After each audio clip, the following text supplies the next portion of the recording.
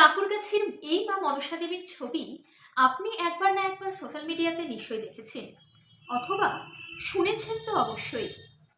ভক্তদের দাবি, মোবাইল দেখে মানত করলেই নাকি পূরণ হয় মনস্কামনা।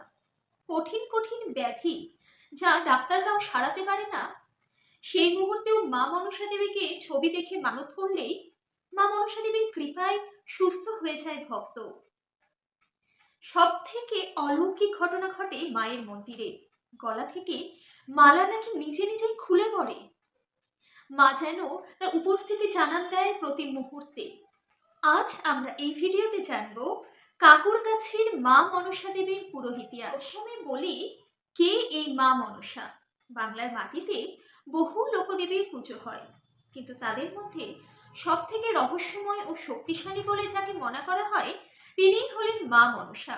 মনসামঙ্গল কাব্যে আমরা দেখি চাঁদ সওদাগর ছিলেন ভগবান শিবের ভক্ত। ভগবান শিব ছাড়া তিনি অন্য কারো পুজো করতেন না। মা মনসা দেবী চাঁদ সওদাগরের হাত থেকে পুজো পেয়ে মর্তে প্রতিষ্ঠা হতে চেয়েছিলেন, কিন্তু চাঁদ সওদাগর তা বারণ করায় মা মনসার রোষের মুখে পড়তে হয় চাঁদ সওদাগরের পুরো পরিবারকে। তখন পুত্রবধূ বেহুলার কথায় নিজের পরিবার এবং সন্তানাদিকে বাঁচানোর জন্য চাঁদ সওদাগর পুজো করেন মা মনসা দেবী। সওদাগরের কাছ থেকে সেই ফুল পেয়েই সন্তুষ্ট হয় মা মনসা দেবী এবং মর্তে প্রতিষ্ঠিত হয়ে সকলের পুজো পান। এই ছিল মনসা মঙ্গল কাব্যের। এবার আসি কাকুরগাছির মা মনসা দেবীর কথায়। কলকাতায় অবস্থিত কাকুরগাছি ব্যস্ত শহরের মাঝখানে এক সাধারণ এলাকা। শোনা যায় কয়েক বছর আগে এক স্থানীয় মহিলা মা মনসাকে স্বপ্নে দেখেন। এক উজ্জ্বল আলোকময়ী তিনি নাকি জোর করেই মা মনসা দেবীর মন্দির তৈরি করতে চান। একটি ছোট্ট জায়গায় প্রতিমা বসানো হয়।